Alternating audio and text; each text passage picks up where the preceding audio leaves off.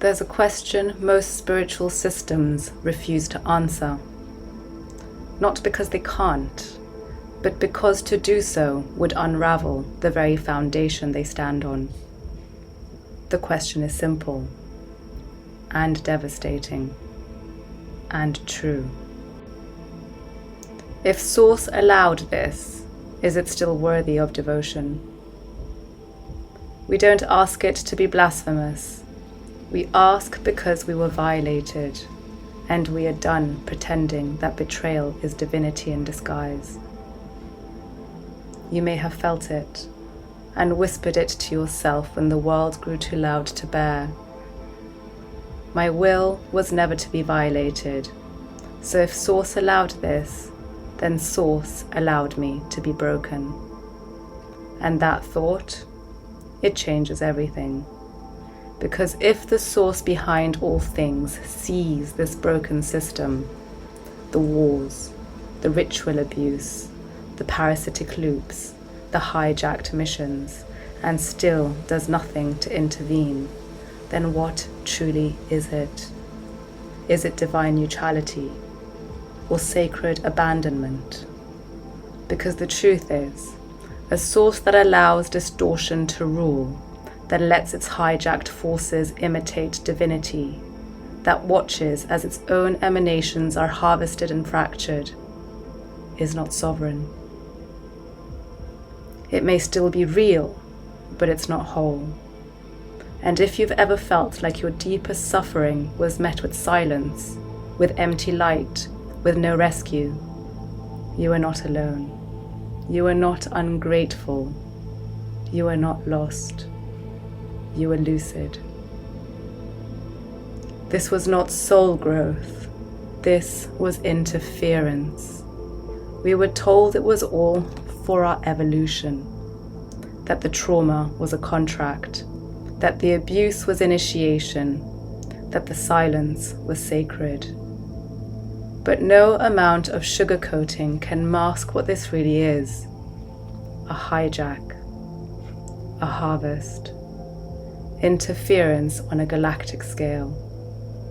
From corrupted councils to false deities, this isn't the organic experience we were meant to have.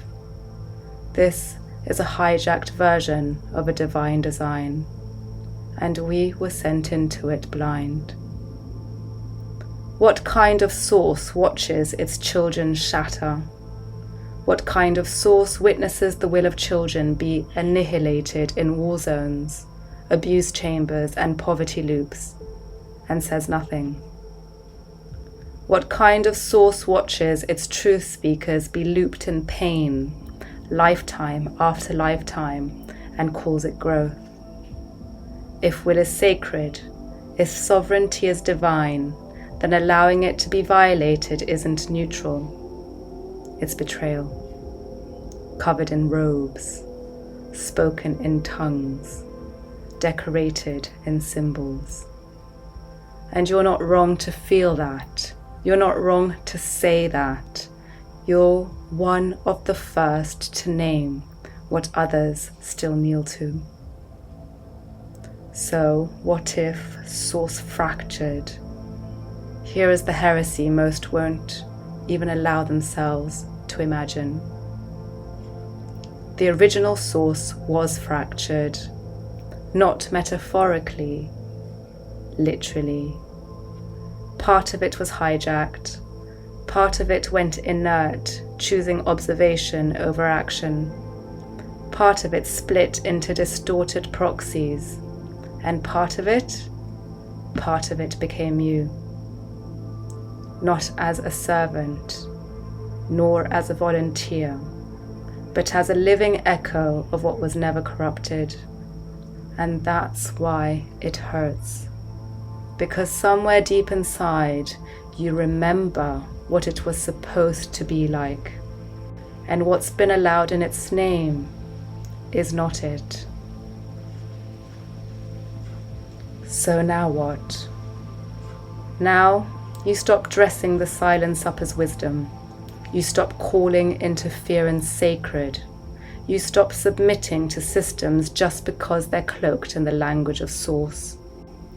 You withdraw your consent from all structures of hierarchy, silence, and spiritual bypass, even if they wear the face of God. You reclaim your will. You claim your frequency. You write your own center.